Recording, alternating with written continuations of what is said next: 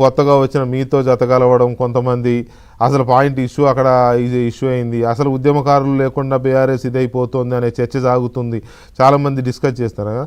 అందు గురించి ఆ డ్యామేజ్ కంట్రోల్ కోసం ఈ వాయిస్ అందుకున్నారు అనుకోవచ్చునా? బ్రీఫ్గా 1 minute please. Yes yes exactly అన్న, దాంట్లో అనుమానమే లేదు. కానీ ఇంకా ఇప్పుడు చేతులు కాలాక ఆకులు పట్టుకుంటే లాభం లేదు ఒకటి.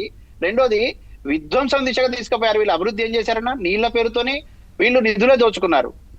నిధుల పేరుతోని ఇప్పుడు కార్యకర్తలు అంటే అభివృద్ధి అంటే వాళ్ళు మాట్లాడుతున్నారు ఎందుకనంటే, ఒక సంతోషరావు అభివృద్ధి, ఒక హరీష్ రావు అభివృద్ధి, ఒక కేటీఆర్ అభివృద్ధి, కేటీఆర్ స్నేహితులుగా ఉన్నటువంటి వేరే ప్రాంత వాళ్ళ అభివృద్ధి, ఇది వాళ్ళు చేసుకున్నటువంటి అభివృద్ధి. రాష్ట్రాన్ని అభివృద్ధి చేయలేదు, తెలంగాణను అభివృద్ధి చేయలేదు, ఉద్యమకారుల అభివృద్ధి అసలు కనీసం పట్టదు.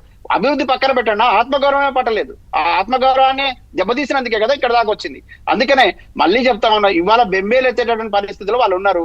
కవితమ్మ వెంట నడుస్తున్నటువంటి సైన్యం అంతా తెలంగాణ కోసం నిలబడినటువంటి వాళ్ళే.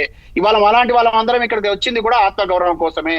కవితమ్మ నడుస్తున్నటువంటి మార్గం చూసి, ఇప్పుడు వస్తున్నటువంటి ప్రజల నుంచి వచ్చే స్పందన చూసి, ఇది తప్పని పరిస్థితిలో మనకు గండి కొట్టే ప్రమాదం ఉందనేటువంటి విషయం కొంచెం గ్రహించినట్టున్నారు. వాళ్ళు ఇప్పుడు ఏం చేసినా ప్రజలు క్షమించరు. ప్రజలు చాలా చైతన్యవంతమైన ప్రజలు తెలంగాణలో. ఇప్పుడు ఉన్నటువంటి రాజకీయ లబ్ధి కోసం చేసేటువంటి ప్రకటనలు ఏమిటి, అధికారం కోసం ఎట్లాంటి అంగలారుస్తారు బీఆర్ఎస్ పార్టీకి సంబంధించిన నాయకులు అనేది ప్రజలు గుర్తించినారు. కాబట్టి వాళ్ళు ఏం చేసినా ఇక అది ఏమంటారు, వాళ్ళ దింపుడు గల్లాల ఆశలాగానే భావించాలన్న.